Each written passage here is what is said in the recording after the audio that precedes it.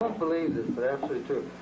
When I was writing my book about Tesla, which is the one that the FBI has censored, I can't get it out, one of the problems I wanted to find out was what Tesla died of. There's no record of what he died of, right?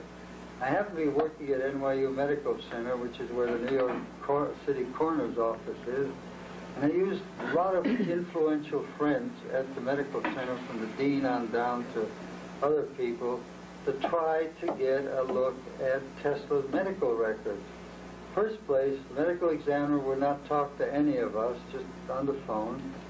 Secondly, he finally sent a letter. He said, our job is to protect the secrets of the dead. Here the guy's been dead like 40 years already. Is that gross? So can you imagine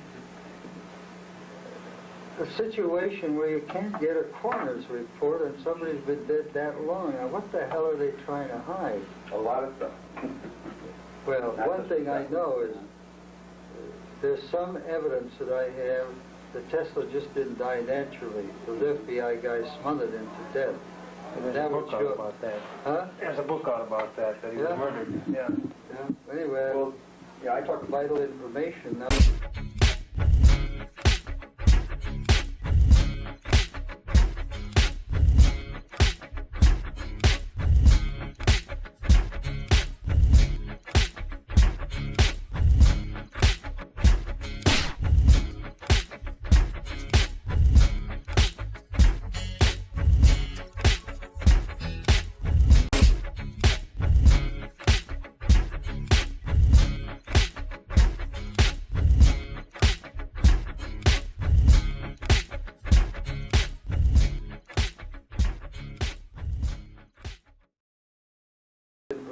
Now, there was another part of the Tesla mystery which you may have never thought about. But my friend Jack Hammond, who was the student of Tesla for about 4 years, the only student he ever had, tells me that one day he was with Tesla in the lab, and this young guy, 21 years old, looked at Tesla and he said, how come you don't have any sex life? You go out with pretty women, but you don't do anything. And Tesla just looked at him, absolute true story, and dropped his pants and showed him that he had no balls. He'd been castrated. So what I want to do is to find a confirmation of that simple medical fact, which would be in the coroner's report. And that would explain about 10,000 eccentricities of Tesla, all the way from the earrings, the pearl earrings that would flip them out, all kind of other stuff. He was taking on some feminine characteristics. Hmm? You'd think he'd taken on like a castrato. He would have taken on a very high voice. Well, he did. He had a terrible high voice. You ever heard of his very skinny? No, he had every I didn't know that. Castrato, yeah. And a lot of his kinks and quirks were like that. I don't know if you ever known a good high-class eunuch, but they have very definite. Anyway, it bothers the hell out of me that you can't get information like Is there any idea when and why that was done? Yeah, I have a whole theory about it, but On his brother? it's a whole different story. No, self-immolation is what happened. He wanted to be pure and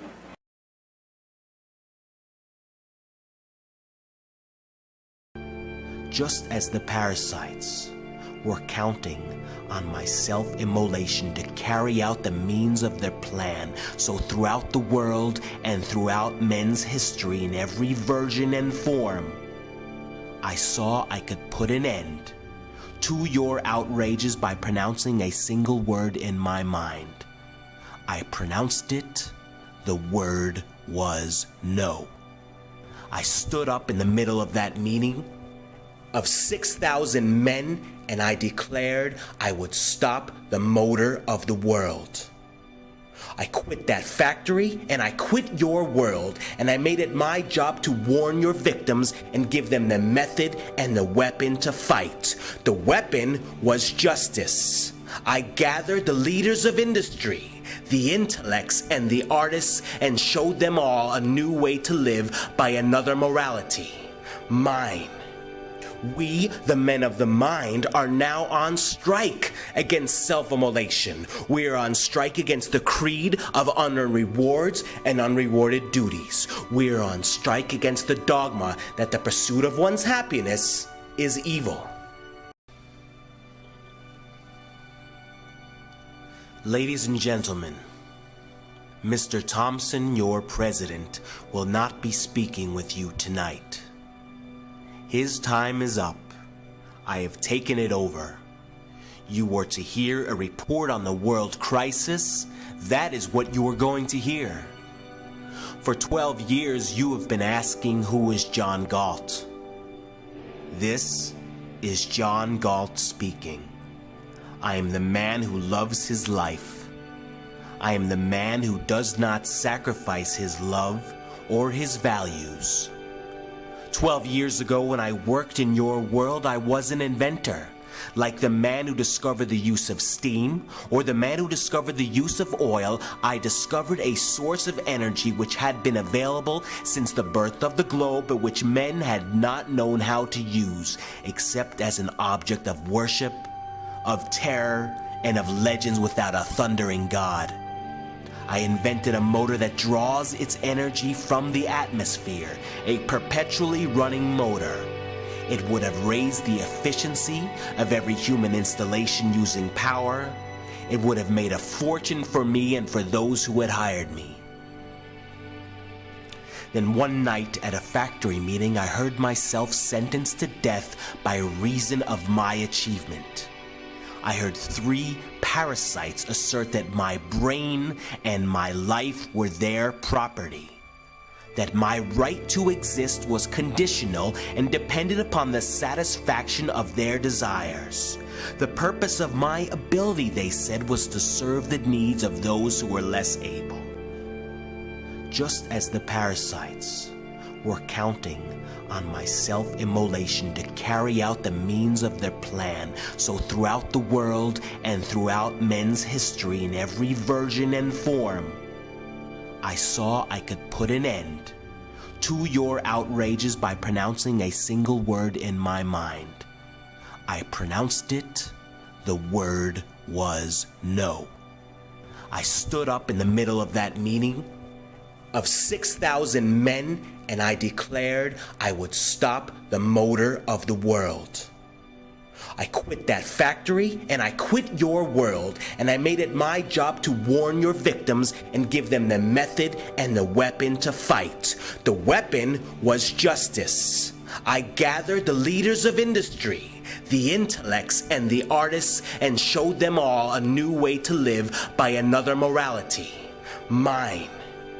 We, the men of the mind, are now on strike against self-immolation. We are on strike against the creed of unearned rewards and unrewarded duties. We are on strike against the dogma that the pursuit of one's happiness is evil.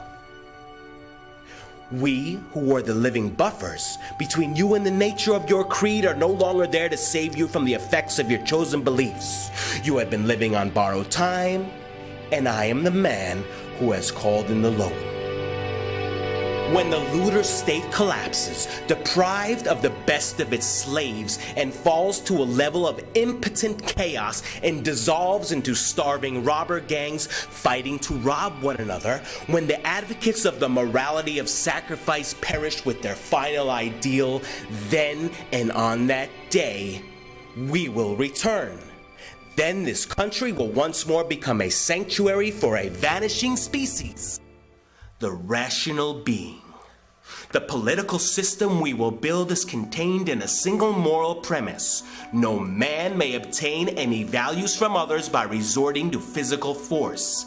Every man will stand or fall, live or die by his rational judgment. If he fails to use it and falls, he will be his only victim. If he feels his judgment is inadequate, he will not be given a gun to improve it.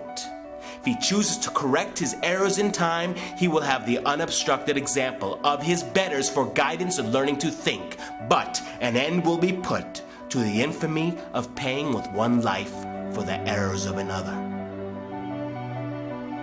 Whoever you are, you who are alone with my words in this moment, with nothing but your honesty to help you to understand, the choice is still open to be a human being, but the price is to start from scratch, to stand naked in the face of reality and reversing a costly historical error, to declare, I am, therefore I'll think.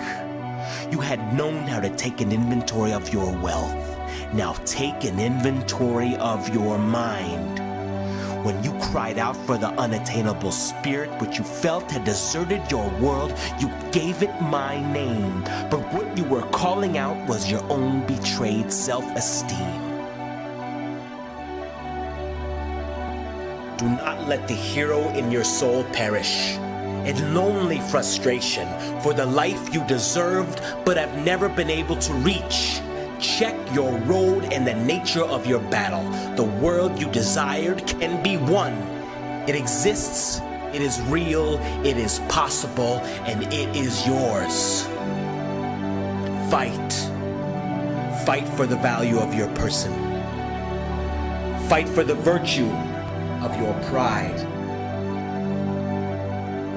Fight for the essence of that which is man, for his sovereign, rational mind. Fight with the radiant certainty and absolute rectitude of knowing that yours is the morality of life, and that yours is the battle for any achievement, any value, any grandeur, and any goodness, and any joy that has ever existed on this earth.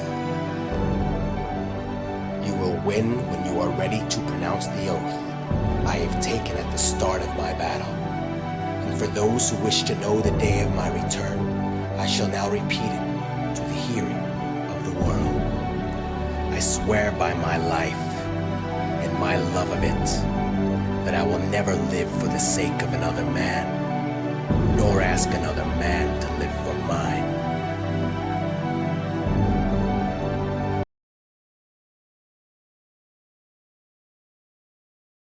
Of these announcements through technological advisors, Morgan was outraged. His large investments in the technology of power lines had been eradicated in a single stroke of Teslean genius. Having returned from his triumphant European lecture tour, Tesla undertook the construction of special new generators and large transformers. These produced the non-alternating impulses capable of radiating electric rays through space. Tesla's new announced broadcast power system would ruin Morgan's monopolistic plans. This rare examination of interior spaces near the South Fifth Avenue laboratory reveals the scale in which Tesla conducted this research, a scale now considered gargantuan to all but military researchers. What began as a gentleman's duel would end in disaster for Tesla. Tesla now found himself in a network of Morgan's shadowy intrigues. Morgan's audacious forays were further complicated by the steely tenacity of his own daughter Anne, who refused to depart from pursuing Tesla at every turn. And Morgan's brooding fascination with the dark millionaire grew into passions and obsessions, which later proved deadly. Tesla had been known to work through the early morning hours in upper laboratory floors. Was it only chance one night which led him out of the building to enjoy an early and prolonged dinner at Delmonico's? Shortly after midnight on March the 13th, 1895, Tesla was interrupted at 2:30 a.m. by his frantic technical assistant, Cole Mangito. The wonderful South Fifth Avenue laboratory was on fire. Explosion after explosion rocked the fashionable district as laboratory floors fell one upon another. The entire structure was reduced to a smoking amalgam in a short time, the obvious work of hired saboteurs.